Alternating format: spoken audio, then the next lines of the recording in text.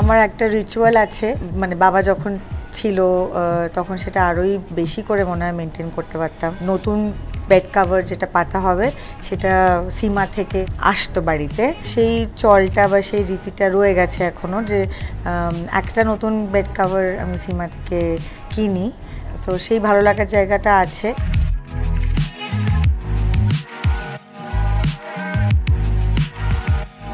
আমি তো শাড়ি পরতে খুব ভালোবাসি।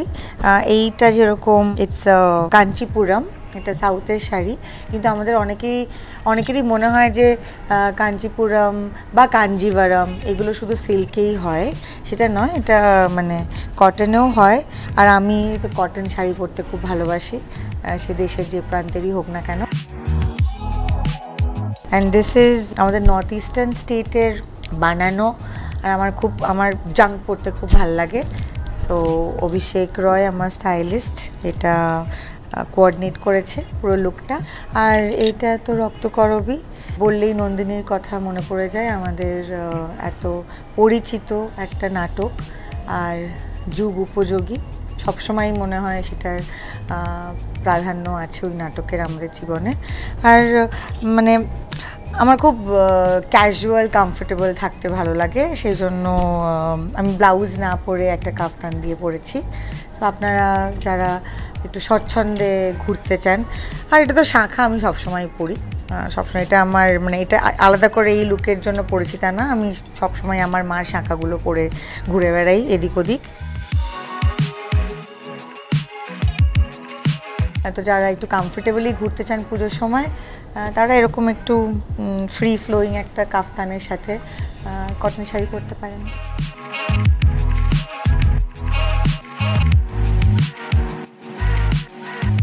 রাম তেরি গঙ্গা मैली সিনেমাটার একটা খুব হিট গান আছে, মুঝকো দেখোগে जहाँ तक मुझको पाओगे वहाँ तक रास्तों से कारवां तक इस ज़मीं से आसमां तक मैं ही मैं हूँ दूसरा कोई नहीं। এই গানটা আমি ডেডিকেট করেছি আমার সবচেয়ে ফেভারিট ব্র্যান্ড পরমার জন্য, কারণ আমি যেখানেই যাই মানে ওই জমিন সে आसमां तक আর রাস্তোं से कारवां तक পরমাকেই খুঁজে পাই।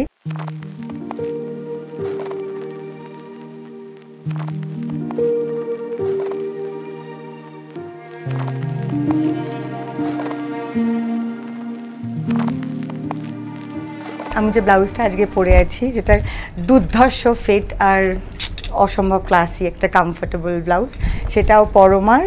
আর সীমা আর্ট অ্যান্ড লাইফ এক্সিবিশনে পরমার একটা কর্নার আছে, যেখানে আমি এতগুলো ব্লাউজ দেখেছি আর মনস্থির করতে পারছি না যে আমি কোনটা অ্যাকচুয়ালি পুজোর সময় পরবো।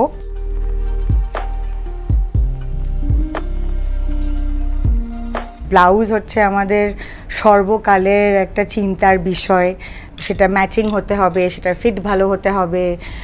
অনেক মাস আগে থেকে টেলাররা বন্ধ করে দেয় অর্ডার নেওয়া। মেহুর মতন পরমার ব্লাউজও আছে, আর প্রচুর শাড়ি আছে, ব্যাগ আছে, যেগুলো নিয়ে আজকে আমরা কথা বলছি। So you will get everything under the sun in Seema art and life exhibition.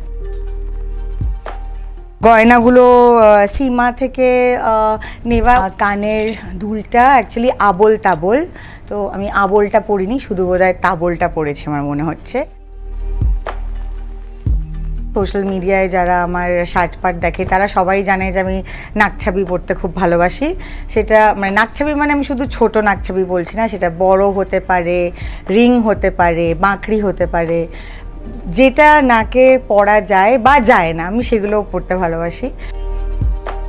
আমার খুব ফুল পছন্দ, আমি খুব ফুল ভালোবাসি, দেখতে ভালোবাসি, পরতে ভালোবাসি, আর হেয়ার স্টাইল সেইভাবে করতে ভালোবাসি। আমি অনেক সময় মাথায় জবা ফুলও লাগিয়েছি। তো ফুল যাই হোক না কেন সেটাকে কি বলবো অর্নামেন্ট হিসেবে ব্যবহার করা যায়।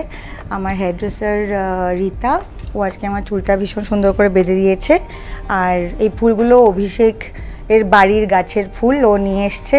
সো পিঙ্কের সাথে ম্যাচিং করে এটা লাগিয়েছি, টু ফিল লাইক ফ্রিডা কালো।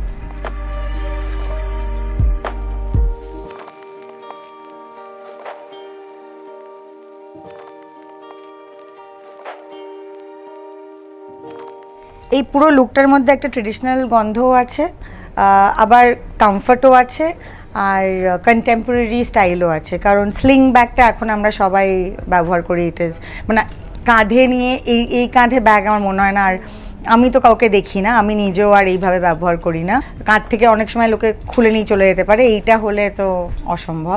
এরমভাবে শাড়ি পরলে মনে হয় হাত পা ছাড়া বারে বারে আঁচল পড়ে যাচ্ছে বা আঁচল তোলার ওই বিষয়টা থাকে না।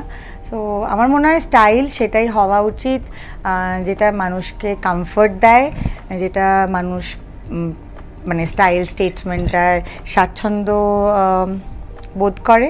সো যেটা আমাদের গ্রীষ্মপ্রধান দেশ, যেটা পরলে শরীরে আরাম হয় সেরকমভাবে সাজগোজ করা উচিত।